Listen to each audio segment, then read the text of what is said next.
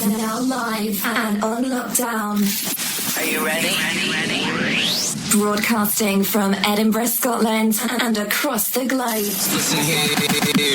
You're listening to Ramsey Unleashed, Going Beyond Borders podcast. The host, Fraser Ramsey. Hey, this is Afia Leatham, creator of the Frame Your Day app, helping you walk out every day in victory. I'm proud to be a sponsor of Ramsey Unleashed, Going Beyond Borders. Hi, this is Zakia Ringgold from naturalsoapbyzakia.com, proud sponsors of the Ramsey Unleashed, Going Beyond Borders podcast. Welcome to another edition to Ramsey Unleashed, Going Beyond Borders. Yes, it has been a little bit of a gap since my last one. My last one was Matt Sassano, all the way from upstate New York. He's a singer, a great guy to chat to, brilliant fun. As I say, Mr. Sassano, or Mr. Sassy Pants is his nickname. So that's, but you have to listen to the show if you want to find out all about that one. So, but welcome back. I've got another guest. You'll probably just, if you're listening to this on the audio, you just heard something different on the beginning. Our jingle is still the same, but we have a slightly new slight change. The same person sponsoring by Kingdom Meads by Afia Leatham,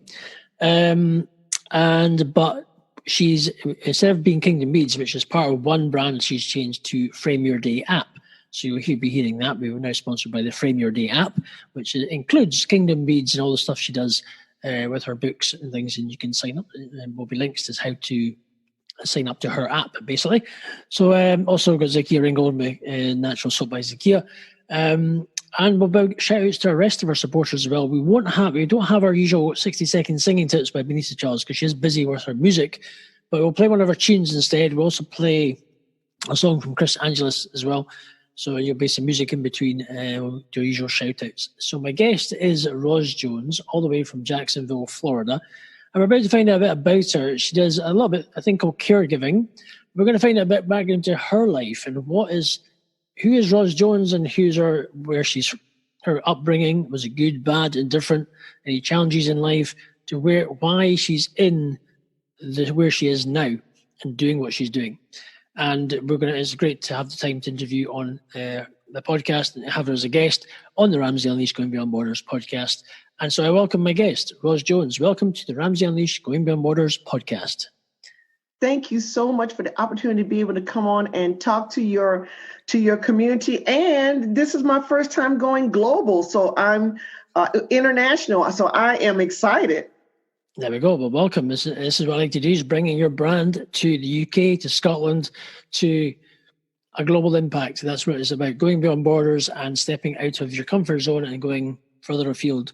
So that's what it's about. So tell us about who's Roz Jones. Tell us, you obviously, what you're doing now, we're going to come into that later on in the show. But tell us, who is Roz Jones and where did you grow up? School, life, good, bad? Roz Jones is the oldest of three children. So I am a daddy's girl, of course. And we moved around because my dad was in the military. So I'm also a military brat. He was in the Army. I went to school at Southern University in Baton Rouge, Louisiana, college. Then I went on to teach at LSU, and I taught radio and television. So I was in television for 10 years.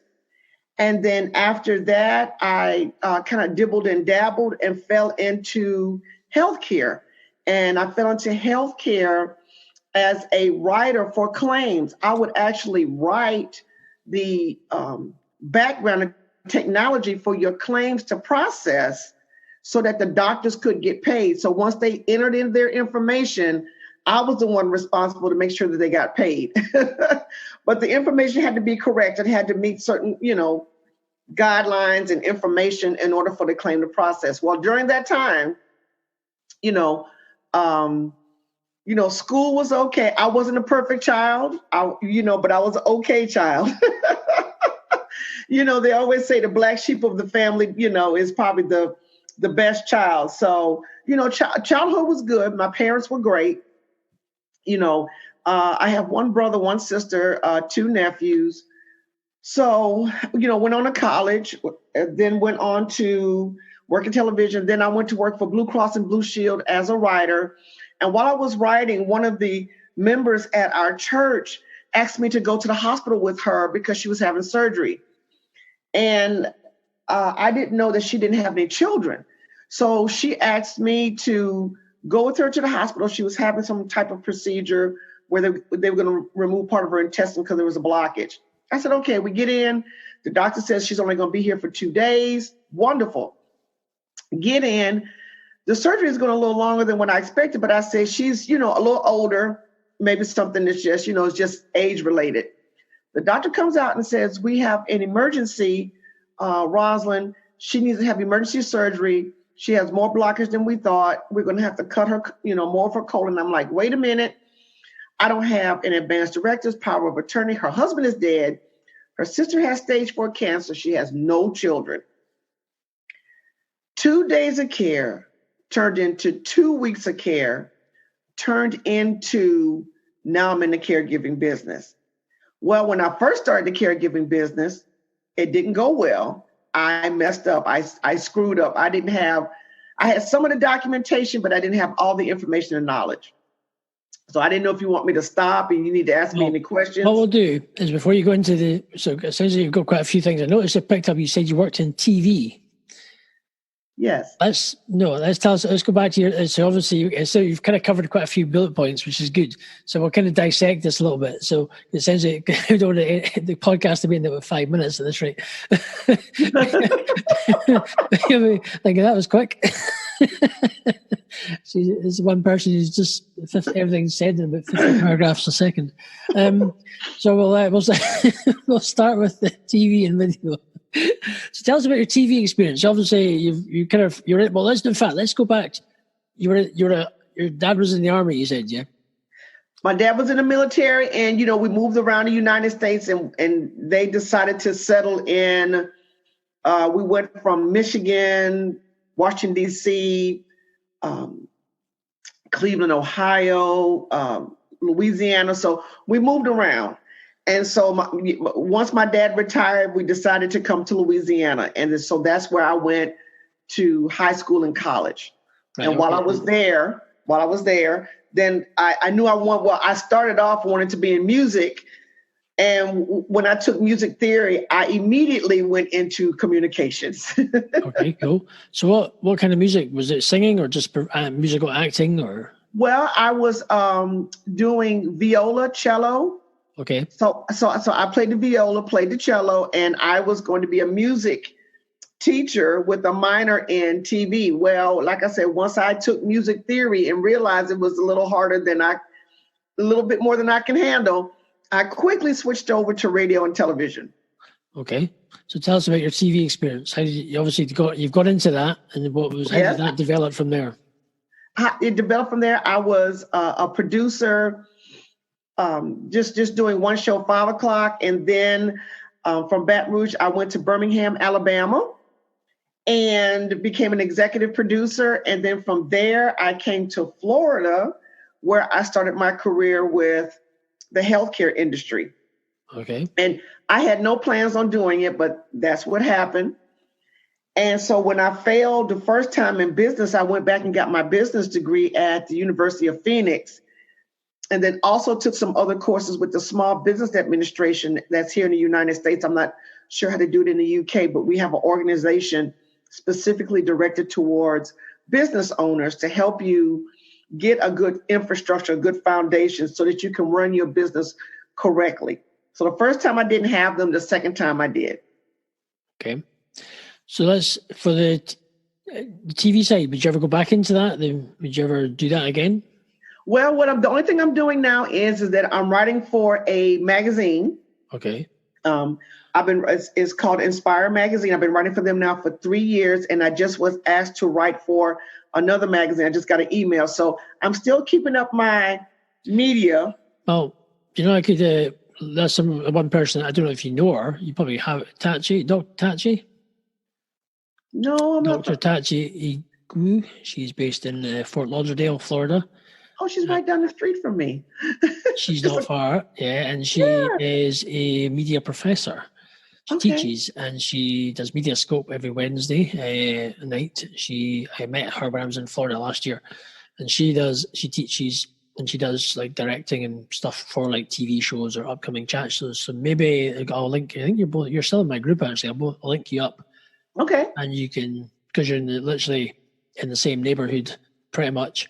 You can then have a hook up and have a chat. So there we go. This is me connecting like I like to do. So just so I'm sitting in Scotland and you're in Florida and you've got somebody down the street, which is quite handy. It's a small world, as I say.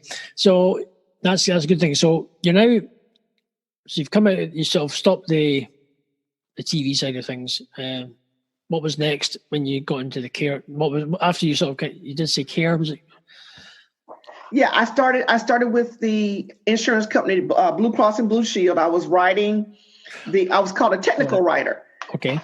And so I was able to pick up, transfer my skills from media over to Blue Cross and Blue Shield. So this is all for the doctors who are getting their claims in. So, just my claims expenses. I wonder if I can get a Ferrari through. I wonder if that will work. What if they'll notice? Oh, and my Lamborghini. Yes, maybe. Don't think they'll notice that expense. Oops. Oops. So that won't go through the process. No. Yeah, medical claim on a Ferrari. So I'm sure I don't know what you can talk about or can talk about, but obviously when you're doing your claims, you must have had some interesting things on the claims list. I don't know what caught your but tell us, can you say anything roughly at all that I will say this generically. You can't process a claim on a dead person, and that's all I'm going to say. Right. So I've got 10 patients have died, but I'm still processing claims. That's fraud. Right. Okay. So you can't do that. I'm guessing that happened quite a lot with it. Yes, it does. It does happen. It does. And I guess they get away with it. Well, to a point. Sometimes with technology, they're able to catch it quicker because before everything was paper filed and you had to look at it with a person didn't always catch it. But now electronically, the mistakes are getting caught quickly, usually within the same day. Right. If not 24 to 40, within 48 hours, there's something goes up. Got you. It's flags. Yeah. So they get so that they can't get away. They're obviously not quite as realizing they can't get away with it. Right. So they can't claim that fake operation on a dead person. Oh, they only died 3 weeks ago. So how can? Yeah. We're sorry, we don't fund your holidays to the Bahamas. Right. Anymore.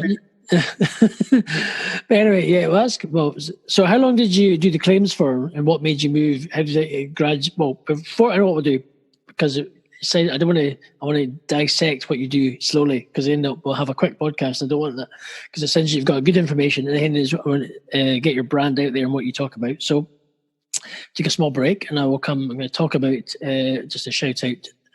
We've got our Frame Your Day app. And we've got Zakia Ringgold from Natural Soap by Zakia. We have many, many other people who are our supporters and sponsors kind of thing. So I want to give them a shout out now before I forget and do it later on. We have myself with my edinburghdusters.co.uk, Cleaners Edinburgh. Ideas Go Live, web design by John Drummond. If you're looking for web design, John is actually American, but lives in Edinburgh, and he does web design if you're interested. He did my business website for me. Got Benita Charles from BenitaCharles.com. Her music, she's a great supporter, and I love her music. Got the guy, our Cook Report, who's a podcaster and does websites as well. If you're looking for a good knowledge of live stream testing of platforms, if you go to eileensmith.com, you can go to Eileen, which is Ileane. Smith, she's on YouTube. She tests a lot of stuff, and if you're for podcasting and going anything else, you'll have great knowledge. BrentmanMusic.com, great supporter of things, country gospel singer, also in Tampa, Florida, so he's not too far away from my guest. We've got, as I say, Shannon Griffin from For Humanities. We thank you for her and her support and what she does. She created our logo and she's as I say, we support each other in many ways, also through the cancer side as well. So check out all these people, and we will have music from Chris Angelis and Benita Charles later on in the show. As I say, we will. It's great to have my guest Ros Jones, but before we don't want to make it too quick a podcast, but dissect to get her brand and make it people understand who she is. So you will want to connect with her by the end of the show, and once you've listened to this as well. So, okay, so let's welcome back to part 2, and we're going to come back to Ros. So, Ros, going to your sort of care work as you dissected from the transition from your claims to care, basically. Tell us how that sort of transition worked. That was by accident. Like I was saying earlier, one of the ladies in church asked me to, come to the hospital with her.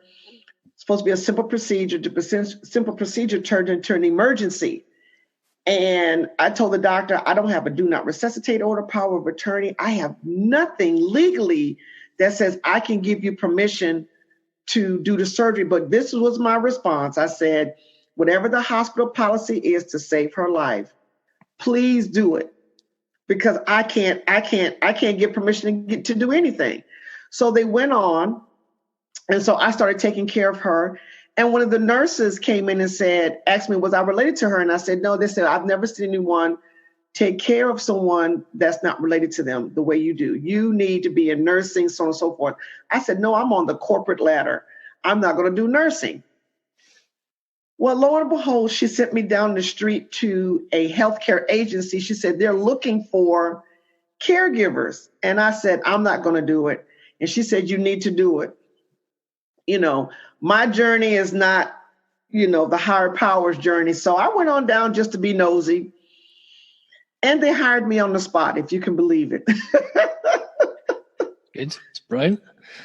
They hired me on the spot, and that's how I became just a caregiver for an agency. I didn't have my business at the time. I just wanted to test the waters.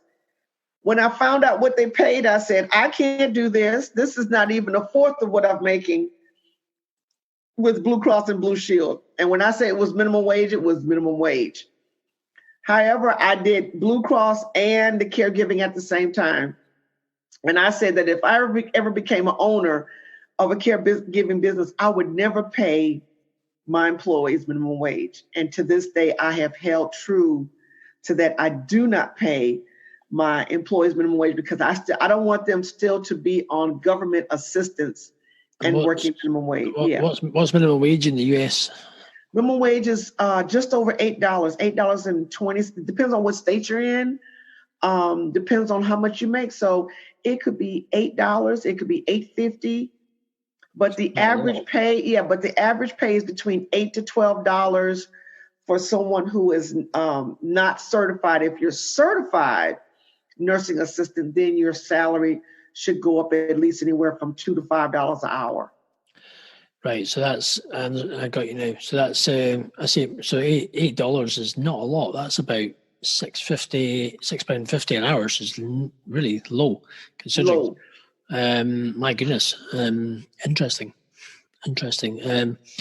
Wow. Crumbs. I have to say that is not a lot of money, to say the least, when it comes to for payment for minimum wage. I see what it means. I think for care work, for what people do, and have done care work before in a way of hospital wise, but certainly you'd expect at least close to, I don't know, $12, $13 an hour at least. At least, and even higher, depending on how much experience that you have. I have, more than 10 years of experience in this, including, well, really more than 10, almost 15, including what I did with Blue Cross and Blue Shield. So I have, both sides, because, I cared for my grandmother, then I cared for this lady, and then I actually did the claims, and I understand that side. So I have, a kind of a mixture of healthcare experience that has allowed me to be a better business owner, because I have the experience on both sides, plus working for an insurance company. So it's going into, in fact, what we'll do, we'll play a song actually, we're going to play one of our tunes that we've got. We'll play Benita Charles.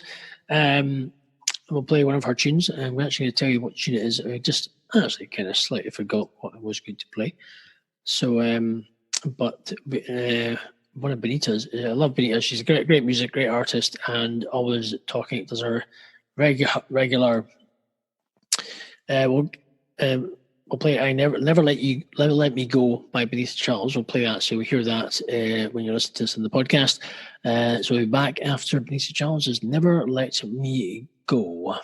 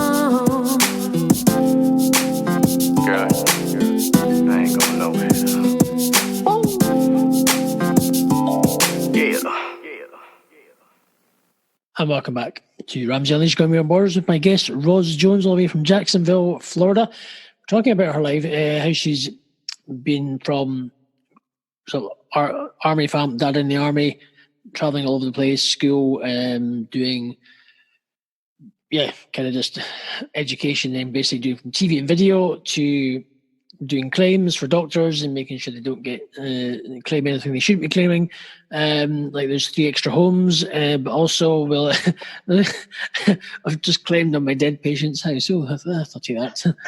So apart from that, they will. And also going into the care business and trying something now, working 2 jobs in conjunction, obviously due to one being lower paid than the other. And obviously, it's how did you manage juggling 2 jobs? Were you full time in the claims part? Yeah, And you did caregiving when, at the weekends and stuff, or? Weekends and at night, usually on Fridays, Saturdays, and Sundays. I would work on the weekends, and that's how I got my experience. That's how I, started working in the hospital just as a sitter. And so the nurses would come in and show me things. And because I was grasping so quickly, they kept encouraging me, you need to go further. You need to get your license. So I went on to get my license. I went on and did that. And then I decided to open my business. And so I opened a business. I had a partner at first.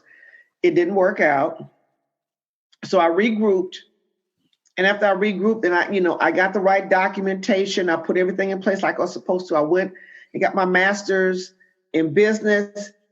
And then, as I was getting my master's, I was working on opening my business and also getting assistance from the Small Business Administration here in Florida. But it's, the Small Business Administration is all over the United States. And so with that was a great foundation for me to then move forward and be a better business owner. Sometimes we jump out here and we don't have the right information, documentation. We just think we just jump and go. Well, it's not like it used to be. You could just start a business and you didn't have to have all this information. You have to have insurance. You have to have license. You have to have accreditations. There's a lot of things you have to have now that you didn't have to have before. Go ahead. I thought you were going to ask. No. Go ahead. I'm just like. No. And I want people to understand that ask for help. Get the right information. Don't do it. I've done things right and I've done things wrong. And so I've learned lessons from the wrong. And so I'm taking those lessons and hopefully helping other people not make the mistakes that I did, and to mitigate those mistakes so that you can be successful sooner. And I think that's why Fraser brings us on here, is to help people not make the same mistakes that I did. And I want you to be able to be successful sooner than later. And that's the purpose of this. And so make sure that you always have your documentation as a business owner. And then if you are going to care for someone, make sure you have your documentation. That was the biggest hiccup for me, was that I could not make a decision to help someone because my hands were tied because I didn't have the documentation. And so don't put your family through that process, whether here in the United States or UK. I'm not sure what type of documentation you all need, but make sure that you have everything in place so that you can take care of your loved one and advocate for them, whether it's a loved one, whether it's a friend, whoever. Make sure you guys have your information in order. That's so important. Of course, it's always anything you do, it's always good to have the right stuff. Because obviously, if you anything, especially legally, if anything happens, you could be liable for stuff, and you don't want a big lawsuit or something, or a big payout you can't afford against you. So if you've got the right documentation, it's important. So you end up, well, basically, you're not going to be in a big pile of horse manure, to say the least, because you don't want that either. So. But also too, I wanted to say this, Fraser, is that everybody knows Aretha Franklin all over the world. Yes. And Aretha Franklin is a prime example of why we need to have our documentation in order. And the reason why I say that, the people that were caring for her kept saying, let's do this. She kept saying no. She's been dead a year in August. Mm-hmm. Now her estate is going to be divvied up by probate because she didn't put anything in place. And her family has to go back to court time after time again, month after month. Why not let them have peace, bring closure to this, and it would have been settled, but she had nothing in place.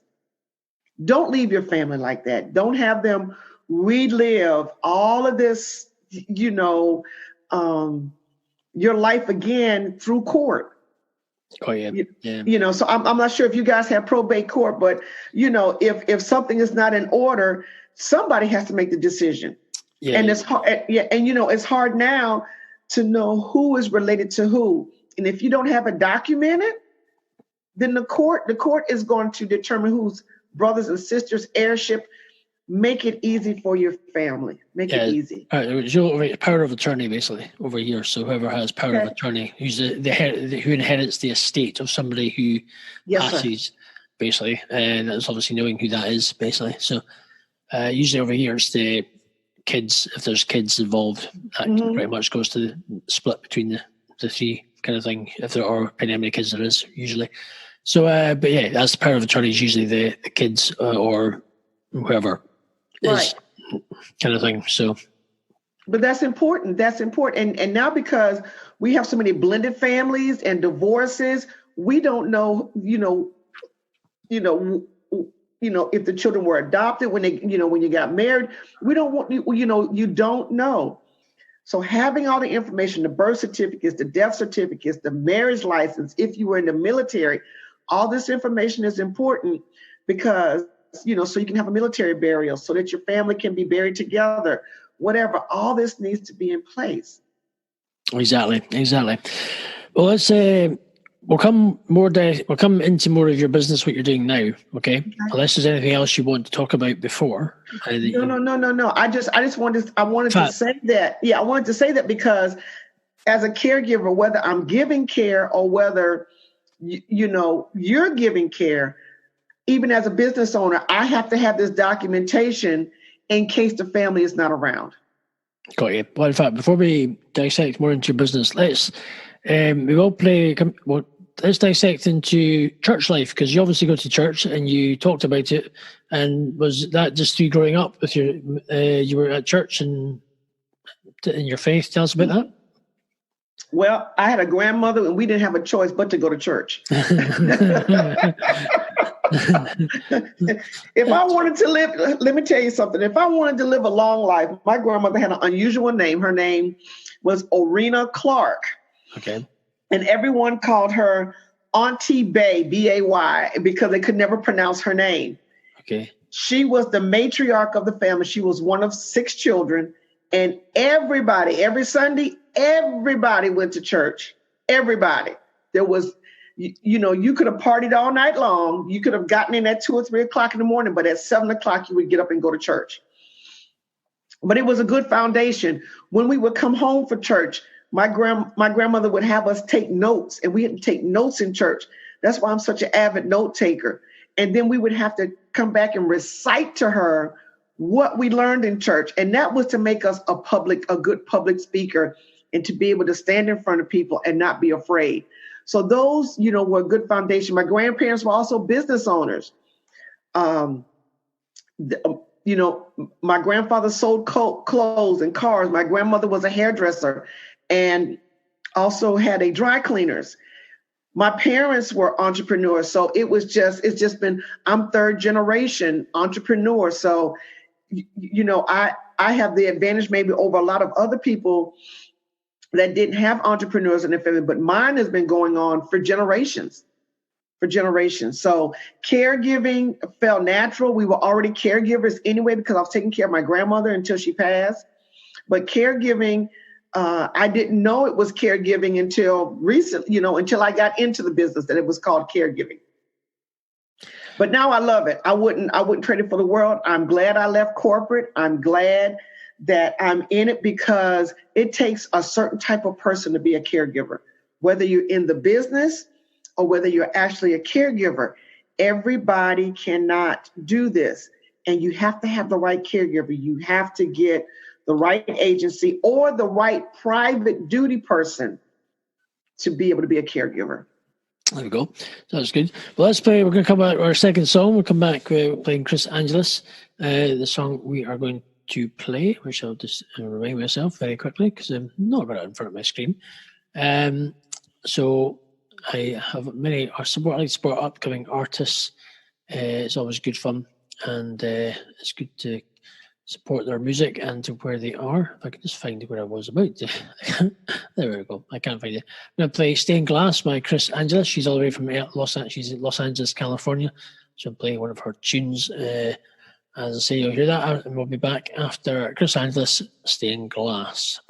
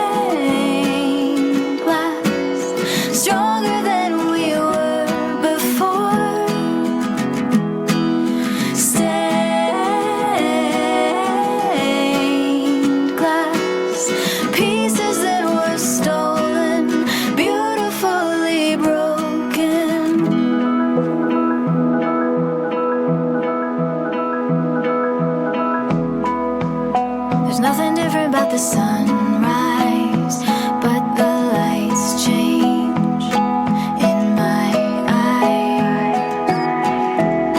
I've seen this picture 1,000 times. Now it's come to life. Shattered, cracked from battles past, we fall apart, but we come back. Stained glass, stronger than we were before. Stained glass, pieces that were stolen, beautifully broken, colored by the way we are.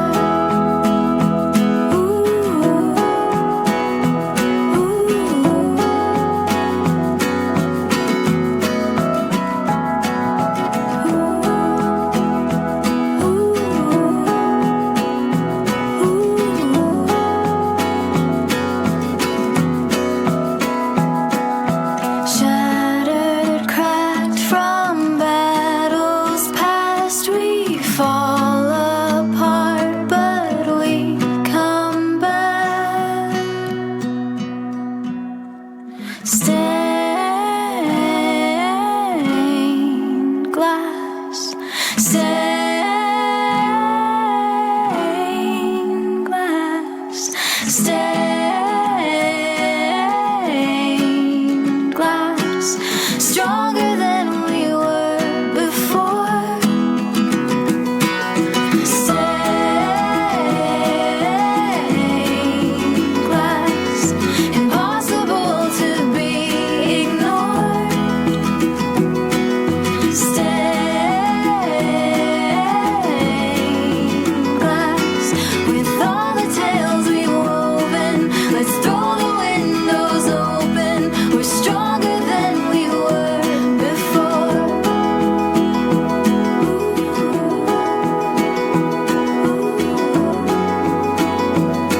We're stronger than we were before.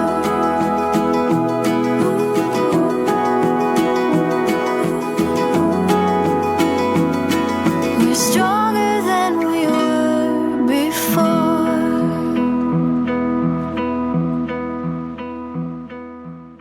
Welcome back to Ramsey Unleashed Going Beyond Borders with my guest, Roz Jones, all the way from Jacksonville, Florida. And obviously just talking about her life generally, as I say, just to give a brief update. We've had caregiving, we've got TV, media, claims, all sorts, and her church life. But we're going to talk about her current business, what she's actually doing now, and a bit more dissect how long she's been doing the business for.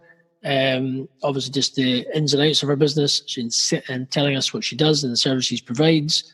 And obviously eventually we'll talk about where you can connect with Roz, and hopefully maybe you might have somebody who is needing of caregiving and you'll be picking up the phone and giving her a call. So tell us a bit more of an insight to your business, when it actually started, when you finally launched it, and so on. I started back in 2009. Snap. I started my business in 2009 officially, so I'm now 10 years Really?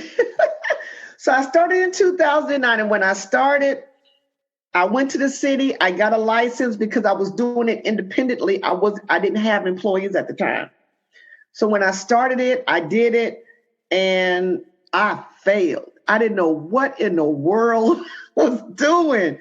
You know, I had people giving me checks. I opened up a business checking account, and I messed up. I didn't have the right software to keep books, and I was trying to do it on my own. I wasn't asking for help, and it ran me crazy because I didn't know what I was doing, and I didn't ask for help. I was too proud to ask for help. And when you're too proud to ask for help, that is what's going to happen. You could miss filing taxes. You could miss filing quarterly taxes here. You could miss doing a lot of things, billing. So you got to have the right systems. You got to have the right information. in place to be a successful business owner.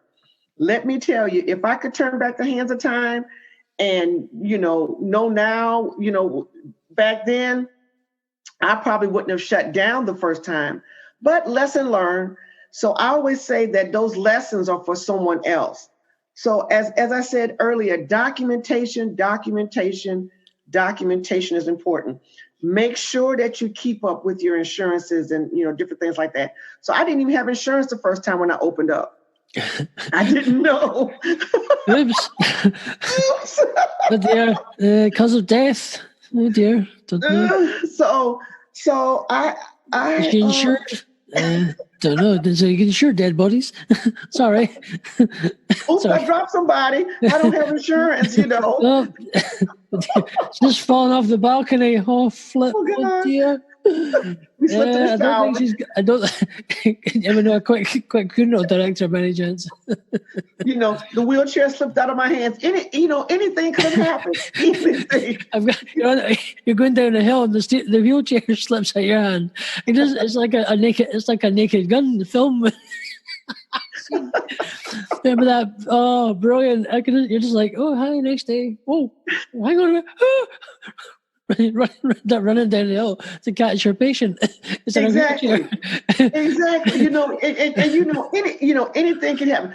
I'm gonna tell you a funny story real quick, and then I'm gonna tell you about my business. Okay. I was giving a client a shower, right? And I had gotten her all, fluffed and everything, and put her in a chair and was fixing her breakfast.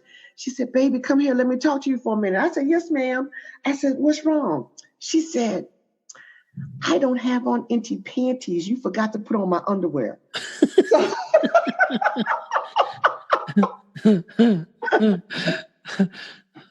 Insurance doesn't cover that. However, those are the type of things that happen whether you are a professional or whether you are a family caregiver. Sometimes you forget, but you know what though? We laugh about it. But anyway, going back to the business part, please put on their underwear. Always helps. It helps. So, it's good to have a sense of humor in this because you are going into someone's private space, someone's intimate space, and you have to recognize as a caregiver, as you are aging and the person you're giving care for still wants independence and still wants respect. And as a caregiver, we have to give that. So when I started the business the second time, I got a lot more training. I got my, I had my license. I had gone back to college. So I was, sitting on top of a mountain and doing better, way better. I got my insurance, thank God. I got the right license through the state. I had to go back and even do my IRS paperwork because I did that wrong. Everything I had done wrong, not getting the proper guidance. And how much time do we waste because we don't get the proper guidance? We don't get the proper information. Exactly. It's always good in business, you've got to try and get as much information or work along and partner with somebody to help understand your trade, which does help. But now you're sort of established, you're now 10 years down the line. Obviously in business, you go through peaks and troughs, you go through ups, downs, you gain clients, you lose clients. When you lose clients, it can be somebody's a little bit of a worry sometimes.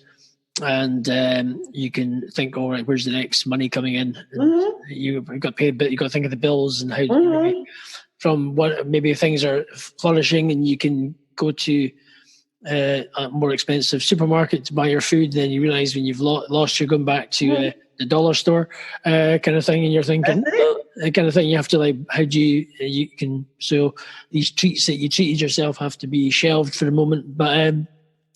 Tell us about your ups and downs in your business over the last when you've had to go through these scenarios. Well, my biggest lull was probably maybe the third or fourth year when I had 5 clients die within 6 months. Jinx, but that was not to laugh, but I think that was nothing suspicious going on here. Honest, I started looking at myself. What am I doing? I've just had half my clients have just died in me. What the heck have I done? Yes. When you have half of your clients die, and you're talking about 6 figures gone, 6 figures 15 employees don't have work. And now you're trying to scramble because the whole thing was we were growing so fast that they were dying so fast. I can't say bring them back. I couldn't go out and get the clients. I couldn't go out and get the clients fast enough. Quick, get the paddles out. Is you can resuscitate them? Come back. Where's the shovel?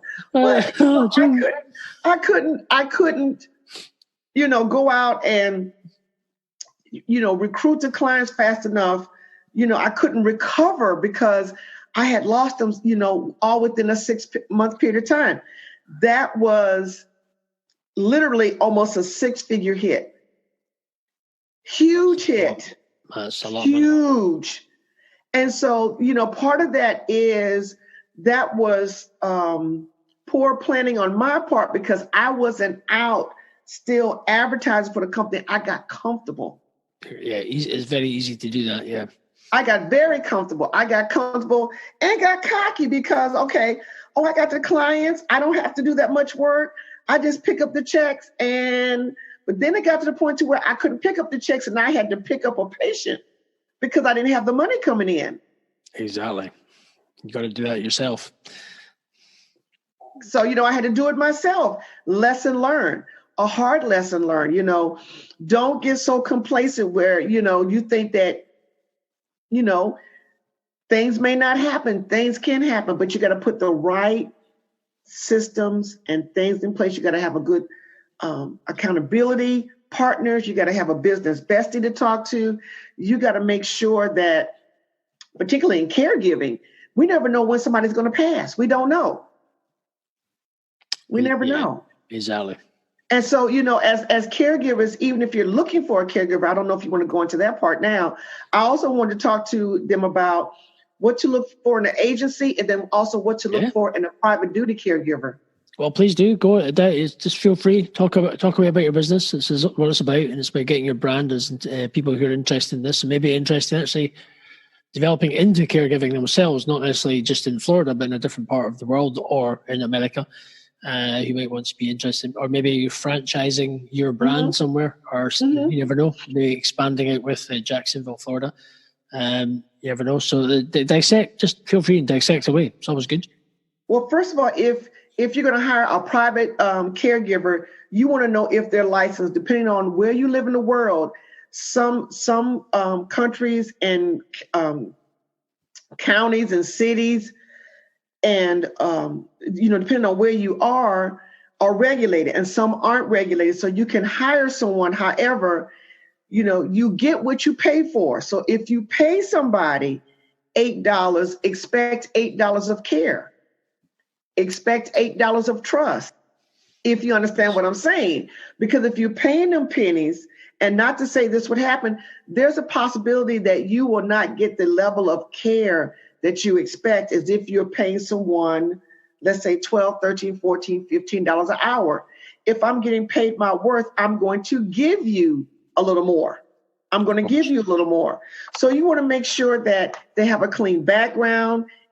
If there's a place where you can drug test, you want to make sure that they can physically handle the job. Okay.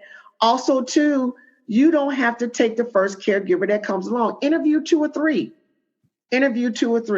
but make sure that, if you expect cooking, sit down and talk about what the expectations are. I need for you to be here 3 days a week. I need for you to wash clothes 3 days a week. Now, let me say this in caregiving. With caregiving, you do not want the person doing deep cleaning. It's called light housekeeping. If you want deep cleaning, you call Ramsey. But if you want light housekeeping, your caregiver should only have to clean the bathroom, the kitchen, the bedroom, and the common area where the person is. And that's a little bit of vacuuming, a little bit of mopping, washing the dishes, washing the clothes, keeping it safe and clean for the person to live. We don't do blinds. We don't do baseboards. We don't wash windows. We don't dust. If we're doing all of that, then we are not paying attention to Thank you. Exactly. So you're there to care for the carer, not clean. Right. Yeah, cleaning should be less than 20%. Light housekeeping is less than 20% of the job. So I want to say that because I have clients that wanted us to wash the windows, do baseboards. And so I didn't take that client. Every dollar is not a good dollar. Don't be an ambulance chaser. Again, so when you're interviewing for private duty, that's what you need to look for. You need to find out, can they handle the job? If you're expecting to cook, sit down, talk about expectations. If in your gut you're not feeling good about it, then go on to the next person. But you don't have to hire the first person. And if you want a checklist of what to look for in a caregiver, and I think it's universal, just contact me, at Roz Jones on my Facebook page, and I will, send you that list. Now, when you go into an agency, the same thing. You don't have to take the first agency. If the hospital recommends an agency, tell them I would like to have a list of agencies that I can call. You don't have to take the first one. You have what's called patient's rights. You can say yes or no. Patient rights are universal. You can say yes. You can say no. Exactly. So in your business, do you have like a gold, silver, and bronze kind of level of care? Do you, or like packages, or do you? So it's just yes, sir. You pick yes, up. Sir. Yeah, we have four. Yeah, we have 4 levels of specialized care. Okay. Sitter, homemaker companion, home health aide, and certified nursing assistants. The sitter only sits with your loved one. Say, for instance, if they're at a hospital and they may not be able to talk and they're there by themselves, we're just sitting to keep them, company. We may read a book to them. We may read their Bible. We may play their favorite music, but it's to keep them with companionship. And it's not too much interaction. We're just kind of sitting. And sometimes at the homes we do sitting because you can transition that person from the hospital to home, and they may require a sitter. And then the next levels go up depending on how much hands-on care you need. But all of our sitters have to have CPR. And that's another thing you need to make sure, do you want your sitter to have CPR? If you have a do not resuscitate order, well, then CPR is not required, if you don't want them resuscitated. That makes sense. Yeah, exactly. Yeah. Yeah. So that may not be, a requirement for you. You prefer to have patients that you can CPR just to keep the cash flow coming in. Because I don't want any more dead patients in my books. You are awful. Do you have any, do not resuscitate tattooed on your chest? No, that's fine. That's good. Perfect for us. We're sorted. Sign. I'm going to put you in timeout. Sorry. Sorry. You got to. In work and business, if you can't have laugh. If you can't laugh, you're going to cry. Yes. You're going to have a bit of fun. But also understand too. On the serious notes. And on a serious note, if you don't have a do not resuscitate order and rescue comes, they have to give CPR unless otherwise instructed with documentation. Everything is about documentation because they don't want to be sued. With the agency, you want to know, again, what are the expectations? What do they can and can't do? Do they have insurance? Are they licensed and bonded? That's pretty much all over the world, depending on what country you're in. There's different rules and different regulations so far as caregiving, but you need to ask the questions according to what country you live in or what state or what county, wherever you are. These are the type of things that you need to find out. And, how many hours? For us, I do a minimum of 4 hours. We don't leave the house for less than 4 hours because it's not worth our time. Yeah. It has to be at least 4 hours, at least 2 to 3 days a week. We don't come in 4 hours for one day.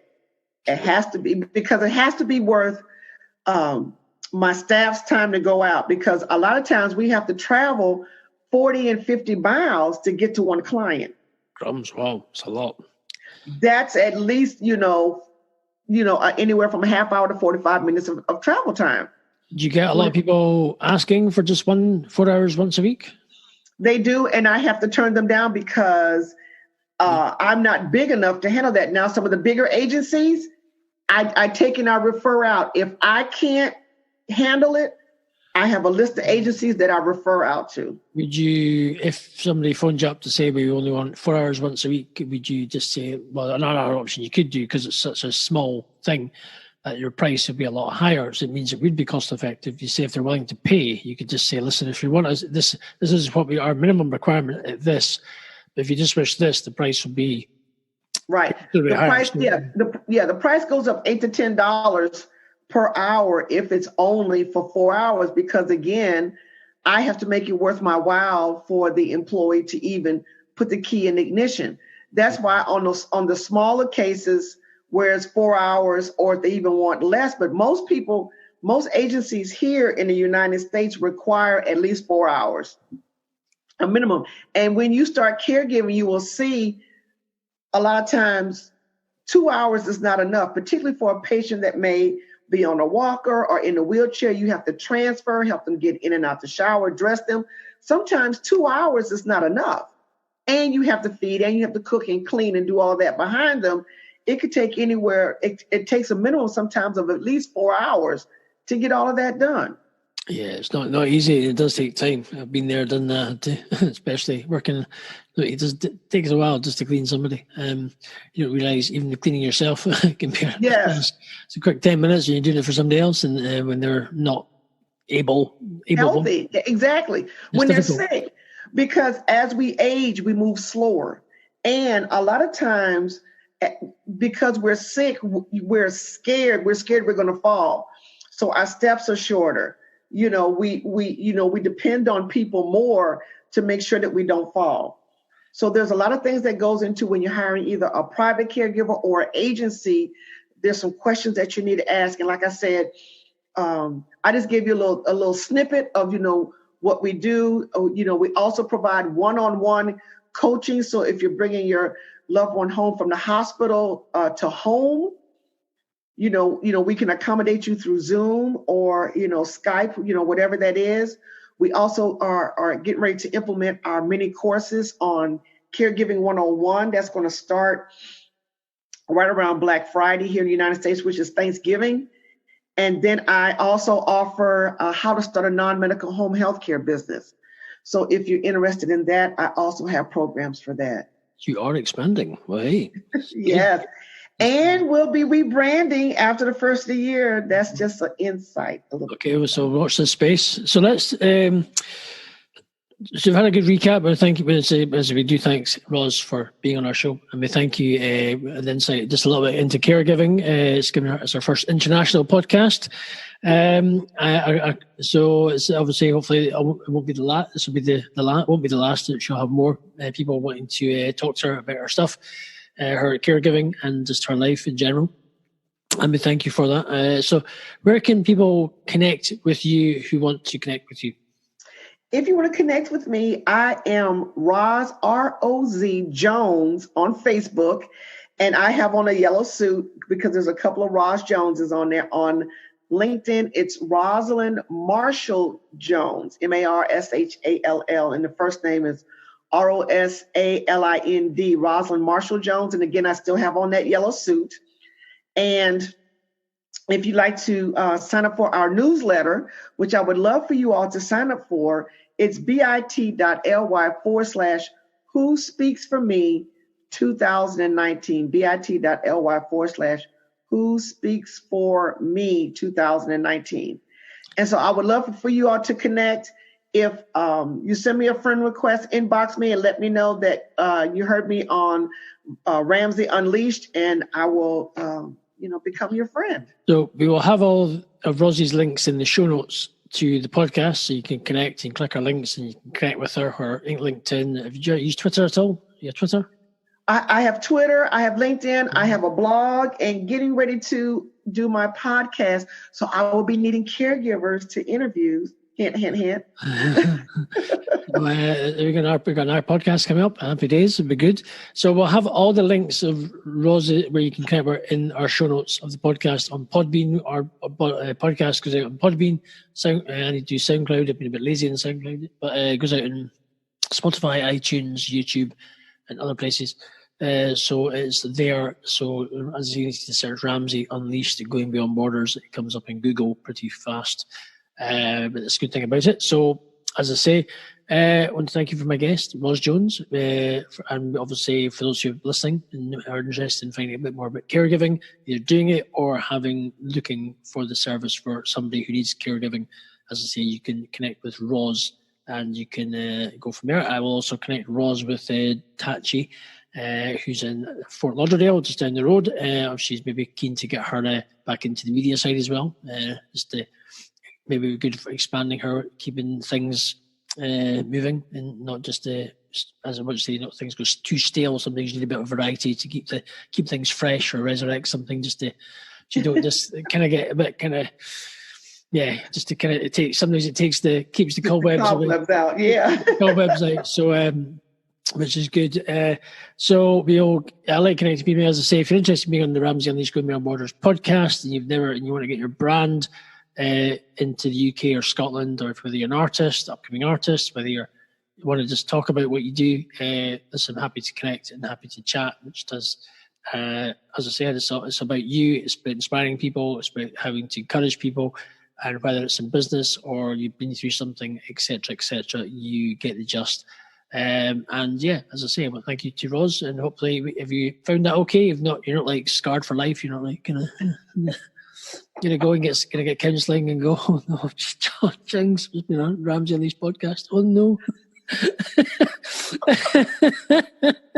Where's the corner? Where's the timeout corner? Well, no, I hope you find that okay, and thank you, as I say, for being on the show. And you're welcome. Anytime. It's been good, and it's been great to chat. And to everyone who's been listening, I hope you enjoyed the show. And until next podcast, peace. Have a great one, and we'll speak to you all soon.